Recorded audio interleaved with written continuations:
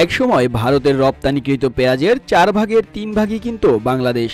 ভারত থেকে পেঁয়াজ কেনায় দ্বিতীয় অবস্থানে ছিল সৌদি আরব। কিন্তু গত এক বছরে বাংলাদেশ ও সৌদি আরব দুই দেশই ভারতের পেঁয়াজ থেকে ফিরিয়ে নিয়েছে মুখ, খুঁজে নিয়েছে বিকল্প পথ। এতে ভারত সরকারের লোকসান কতটা তা হয়তো জানা যাবে পরে, তবে মাথায় হাত পড়েছে ভারতীয় পেঁয়াজ চাষিদের। বাংলাদেশের পট পরিবর্তনের পর থেকেই নিজেদের পেঁয়াজের ঝাঁজে জ্বলছে ভারত নিজেই। চলতি বছরের মৌসুমেও বদলায়নি সে চিত্র। ব্যাপক লোকসানের মুখে পড়া পেঁয়াজ চাষিদের প্রতিবাদের ধরনে এসেছে নতুনত্ব। চাষিদের অভিযোগের তীর নরেন্দ্র মোদীর দিকে। তারা বলছেন মোদীর ভুল রাজনীতির কারণেই ভারতের থেকে মুখ ফিরিয়ে নিয়েছেন ক্রেতারা। প্রতিবাদ জানাতে তাই চাষিরা আয়োজন করেছেন পেঁয়াজের শবযাত্রা। শবদেহ পোড়ানোর মতো করেই পেঁয়াজ পুড়িয়ে প্রতিবাদ জানাচ্ছেন ভারতীয় চাষিরা। গত বছর অবশ্য এই প্রতিবাদের ভাষা ছিল ভিন্ন।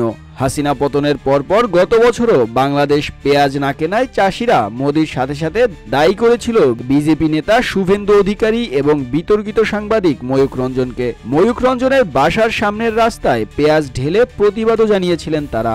সময়ের সাথে সাথে সাংবাদিক ময়ূখের অতিরঞ্জিত এবং বানোয়াট উপস্থাপনে এখন তেমন আর পাত্তা মিলছে না। এবার তাই পেঁয়াজ ইস্যুতে তাকে খুব একটা দায়ী করছেন না চাষিরা। তবে মোদির রাজনীতিকে ঠিকই কাঠগড়ায় দাঁড় করাচ্ছেন লোকসানের মুখে পড়া চাষিরা।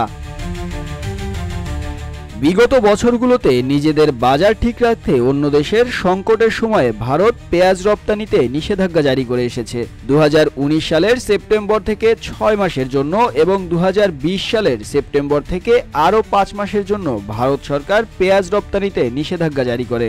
ভারত অতীতে নিজেদের সুবিধা বুঝে সহজেই ব্যবসা করে গেলেও হাসিনা পতনের পর থেকে বিকল্প খোঁজা শুরু করে বাংলাদেশ। এতে অবশ্য বাংলাদেশে যে পেঁয়াজের বাজারে স্থিতিশীলতা এসেছে তা বলা যাবে না। পার্শ্ববর্তী দেশ ভারতের চাষিরা যখন প্রতি কেজি পেঁয়াজের দাম পাচ্ছেন মাত্র 2 রুপি, ঠিক একই সময়ে বর্তমানে বাংলাদেশে পেঁয়াজের কেজি চলছে 110 টাকা থেকে 120 টাকার মধ্যে।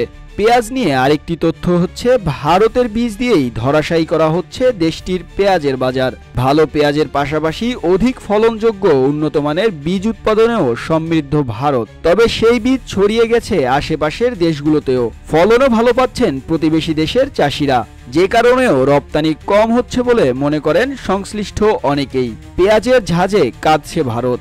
ভারত বিরোধী অনেকের চোখেই এমন মুখরোচক শিরোনামে খুশির হাসি দেখা যাবে হয়তো। তবে দিন শেষে ভূ রাজনীতির বাণিজ্যিক এই খেলায় ভুক্তভোগী হন দরিদ্র চাষিরা এবং সাধারণ ক্রেতারা।